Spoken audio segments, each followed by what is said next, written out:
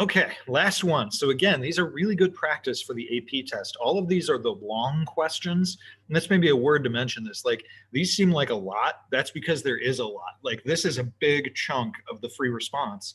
On the free response exams for AP, there's only 3 questions. There's one long one, and typically there's 2 short ones.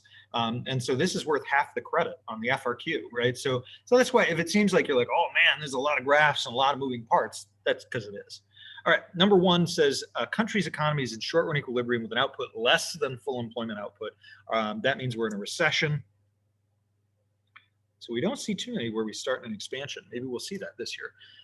Assuming an upward sloping supply curve. Yeah, okay, sure. Using a correctly labeled ADAF, show all that stuff. We can do that. All right, let's get started. So we've got Y, PL, we're in a recession, LRAS, YF, let me move that, AD, SRAS, and YE, they want us to say, and PL, I'm looking up here, PLE.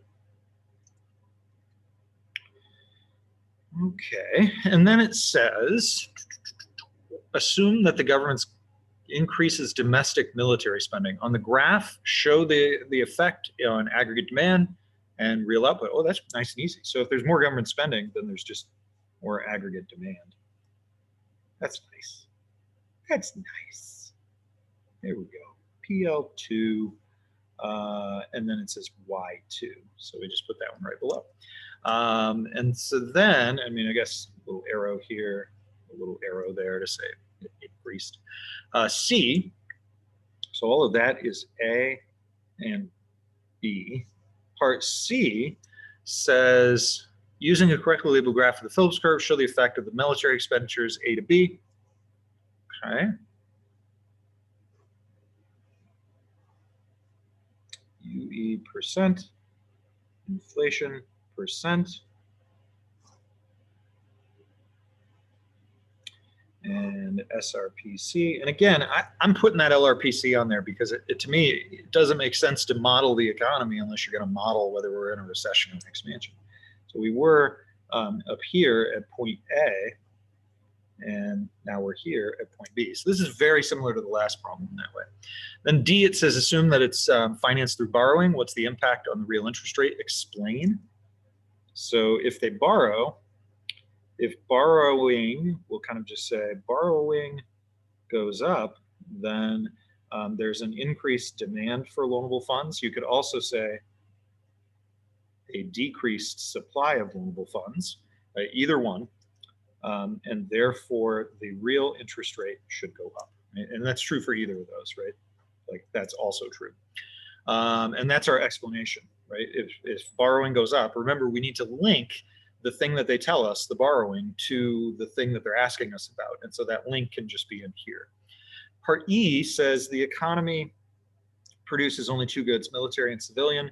Using correctly labeled production possibilities curve, show the effect of the increase in military expenditures from B, labeling the initial as C and the new point is D. And so this is where some students got into trouble. So, excuse me, civilian goods, military goods. It doesn't matter if our economy is like, you know, a straight line or whatever. You could do, you could do either one. But remember, where were we at point C? And this is where students forgot. They actually put point C on the line, and it shouldn't be, remember, because we're in a recession. So C should be somewhere in here. Now, at the end of this, right, we kind of know that the increase in military expenditures is just going to move us basically up in that sense.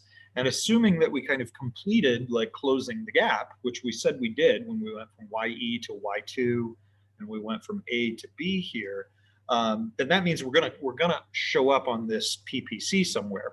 But it wouldn't be correct for us to move the point to point X, for example. Like, that's not right, because that's not really showing an increase in military spending.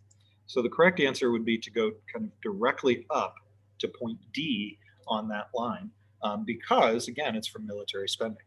All right, so hopefully this helped you. See you next time.